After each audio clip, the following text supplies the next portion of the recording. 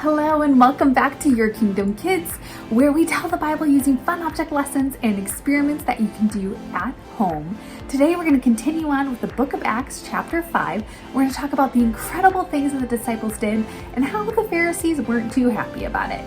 And we'll even do an experiment to show how if something is from God, it can't be stopped. But if it's from man, it's probably not going to go anywhere. So stay tuned. Okay, go ahead and grab your Bibles and turn to Acts chapter 5. Now in here, there's a lot of really crazy stories and I won't be able to get to all of it. But one of the things we do find is that the apostles are continuing to pray for the sick and miraculous signs and wonders are happening, so much so that they even line people up on the sides of the road, hopefully so that Peter's shadow could just pass on them and heal them. It's pretty crazy, right? And so stories of this gets back to the Pharisees and they are not too happy about this. In verse 17, the high priest and his officials, who were Sadducees, were filled with jealousy. They arrested the apostles and put them in public jail. But an angel of the Lord came to them at night and opened the gates of the jail and brought them out. Then he told them, "Go to the temple and give the people the message of life." So at daybreak, the apostles entered the temple as they were told and immediately began teaching. Can you imagine?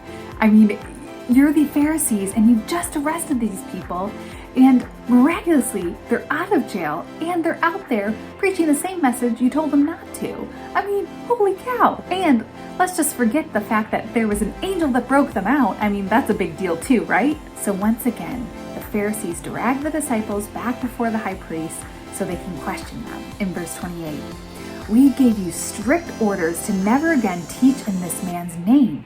Instead, you have filled all of Jerusalem with your teaching about him, and you want to make us responsible for his death."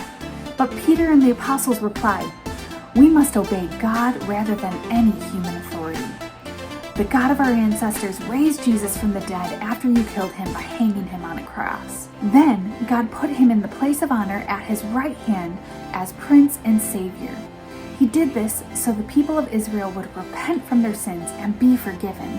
We are witnesses of these things, and so is the Holy Spirit, who is given by God to those who obey him."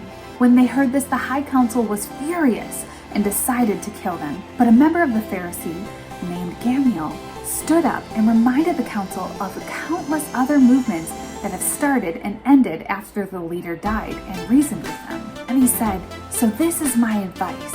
Leave these men alone. Let them go. If they are planning and doing these things merely on their own, it will soon be overthrown. But if it is from God, you will not be able to overthrow them. You may even find yourself fighting against God." The others accepted his advice and they called the apostles in and had them flogged. That means that they were pretty severely beaten. Then they ordered them to never again speak in the name of Jesus and they let them go. So what do you think the apostles did? Do you think they just gave up and never preached again because they didn't want to get beaten up? No, scripture tells us that they rejoiced that God had counted them worthy to suffer disgrace in the name of Jesus. And guess where they were the very next day? They were at the temple preaching the same message they were told never to preach again. So now we're going to do a little object lesson to show how if something is from God, it can't be stopped. But if it's from man, it's probably not going to go anywhere. Today you will need a clear jar filled 3/4 of the way with water, shaving cream, sprinkles, and some food coloring. In our story, the disciples were told over and over again to stop talking about the name of Jesus. But because God was with them, they could not be stopped. To represent this, we're going to fill a jar with some water and put some shaving cream at the top, representing challenges that often stop people.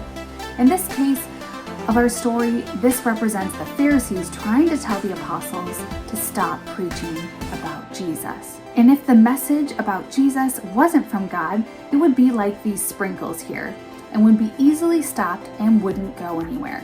But if God is with them, their message cannot be stopped, no matter the challenges and opposition that tries to stop them. You'll definitely want to try this one for yourself, but until then, click down into our description for links to other videos and click that subscribe button so that way you'll never miss another video. We always release one every Friday morning, but until then, make it a great day.